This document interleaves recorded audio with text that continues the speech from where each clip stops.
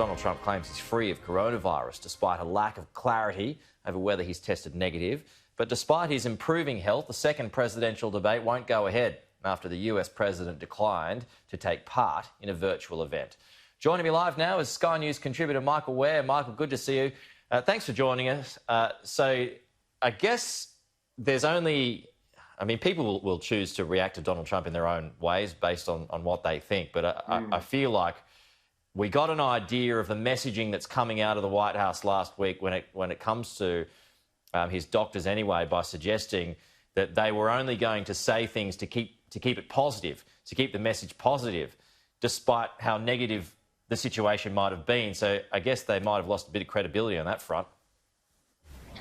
Oh, they definitely lost the public's faith. This is the White House doctor and his staff, and the messaging that's coming out from the White House about the president. I mean, the White House has created a completely unnecessary fog of confusion about the true state of the president's COVID-19 diagnosis, status, and recovery. I mean, the rationale for keeping this all so murky just escapes me. As it stands right now, while the president is obviously looking and feeling better, he had an incredible cocktail of drugs that virtually no American can get, including highly experimental drugs. You know, we still don't know when was the last time that President Trump tested negative to the COVID virus. And not only do we not know that he hasn't tested negative, now he's claiming he has immunity. Listen to this from the president. And I'm in great shape. And I have to tell you, I feel fantastically. I really feel good. And I even feel good by the fact that, the word immunity means something. Having really a protective glow means something. I think it's very important to have that. To have that is a very important thing. Well, look, science is still trying to catch up with the coronavirus. And as we understand, once you get it, most people don't get it again. But we're already seeing around the world cases of people who had coronavirus who are getting it yet again. And put it this way, the science is still so,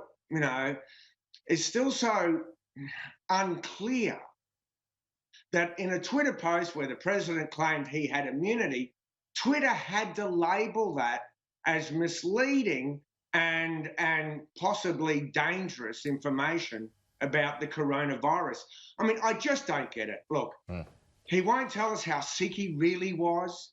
They won't tell us what his blood oxygen saturation really was. They've told us the cocktail of drugs that he was on, but that cocktail suggests that he had an extremely severe case. And then the president himself on TV and radio has been saying that, well, maybe I caught this off Gold Star families. Here in America, they're sacred people. Gold Star families are families that have lost a son or daughter in combat. I just don't understand why the president and the White House is making this so messy. Well, the strategy in everything, as you know, Michael, in everything that Donald Trump does. There's strategy behind it, and it's aimed at those undecideds and his support base. I feel like when it comes to polling, because polling has been off, as we know, it was off 4 years ago. Donald Trump's voters, they tend to keep that quiet until the election comes around, and then they come out, and this is sort of how he won it last year. Well, no, listen, mate, his base 30 is seconds, 30 seconds, Michael. His base is absolutely rock solid, but he's failed to attract anyone new, and that's what he needs, because he's lost women and he's lost suburbanites, and 44% of undecideds say that they're now leaning towards Biden. Well, is he strong enough to woo them, though? Well, and look, President Trump's done nothing to gain a new constituency. And the other thing is that, President Trump's relying upon this base, but will they show up? And even if the polling is as wrong as last time, the mathematics shows that he still loses by 4%. Okay, we'll leave it there, Michael. I don't get it. Good to see you. We'll talk to you soon.